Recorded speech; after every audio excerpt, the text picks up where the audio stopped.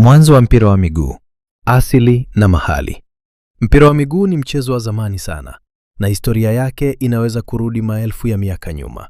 Ingawa tunapozungumzia mpira wa kisasa, uhusiano wake na michezo ya kale unapaswa kueleweka. China. Mpira wa miguu unaojulikana kama kuju ulianza zaidi ya karibu 2000 BCE.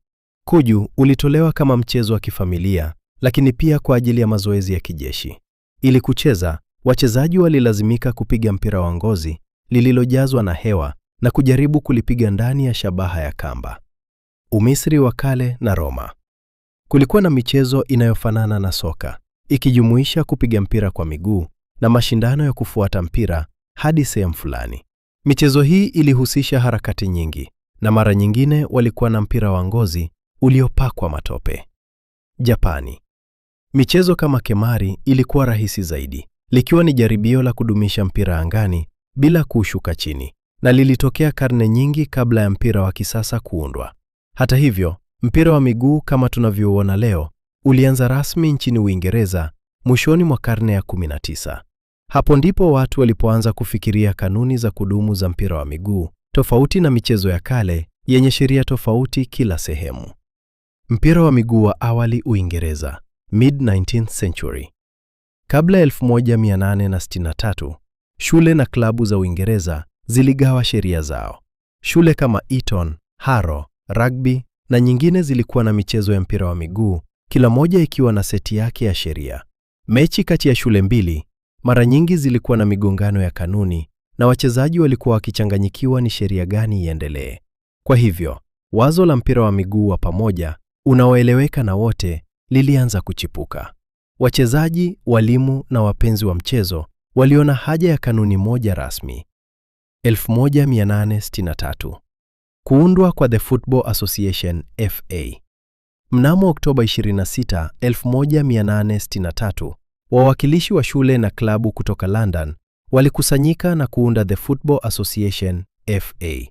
Hii ilikuwa hatua muhimu kwa mpira wa kisasa. Mpira unachezwa kwa miguu pekee. Mikono haikuruhusiwa kushikilia mpira isipokuwa kwa wachezaji wa golikipa baadaye. Timu lazima ziwe na wachezaji 11. Mpira wa goli lazima uende kwenye goli ulioainishwa na mpira. FA ilipanga mashindano ya kwanza na kuandika kanuni rasmi za mpira wa miguu. Hii ilianzisha msingi wa soka la kisasa. Athari za hatua hii: kuanzisha mpira wa miguu kama mchezo wa kitaifa na baadaye kimataifa. Kuleta uthabiti katika mashindano. Kuanzisha shule, klabu na ligi za mpira wa miguu zinazotambuliwa. Ueneaji wa mpira wa miguu kimataifa. Baada ya kuundwa kwa FA, mpira wa miguu ulienea haraka. 1870 hadi 1880. Klabu za Uingereza zilisafiri Ulaya na kusambaza mpira wa miguu. 1885. Klabu za kwanza za mpira wa miguu ziliundwa katika nchi za Ulaya kama Ujerumani, Ufaransa na Uswizi. 1894. Ligi za kwanza za kimataifa za klabu ziliundwa na mashindano yalianza kuchukua sura ya kitaifa. Hii ilionyesha haja ya shirika la kimataifa linaloratibu mashindano ya kimataifa, linalounda kanuni zinazokubalika na mataifa yote. 1904.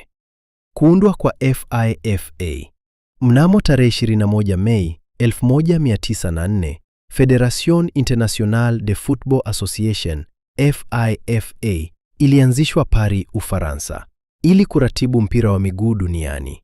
Wale waliokuwa wa msingi walikuwa Belgium, Denmark, France, Netherlands, Spain, Sweden, Switzerland.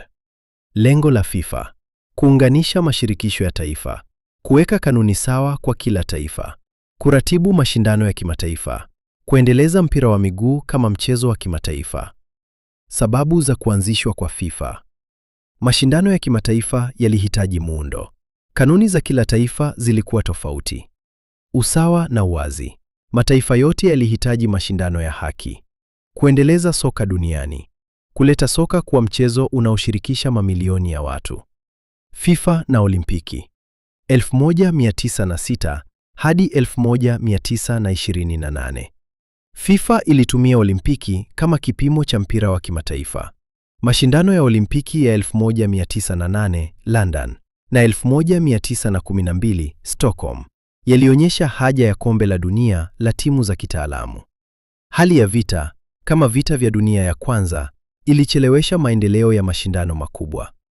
Kuanzishwa kwa kombe la dunia. Mwaka 1928, FIFA ilikubaliana kuunda FIFA World Cup. Sababu kuu: Olimpiki hazikuruhusu wachezaji wa kitaalamu kushiriki kikamilifu. Mashindano ya kitaalamu yalihitaji mwongozo wa kimataifa. Mataifa yalikuwa yameonyesha hamu ya mashindano ya timu za taifa. 1930. Kombe la kwanza la dunia linafanyika Uruguay kama sherehe ya miaka 100 ya uhuru wa taifa. Mataifa 13 yalishiriki: 7 Amerika Kusini, 4 Ulaya, 2 Amerika Kaskazini. Uruguay walishinda fainali dhidi ya Argentina 4-2. Kombe la dunia lilithibitisha kuwa mpira wa miguu ni mchezo unaoshirikisha dunia nzima. Athari za FIFA na kombe la dunia: kuleta kanuni sawa duniani, kuendeleza mpira wa miguu kitaalamu, kuongeza mashabiki wa soka, kuleta mabadiliko ya kijamii na kisiasa, kama kushirikisha mataifa tofauti.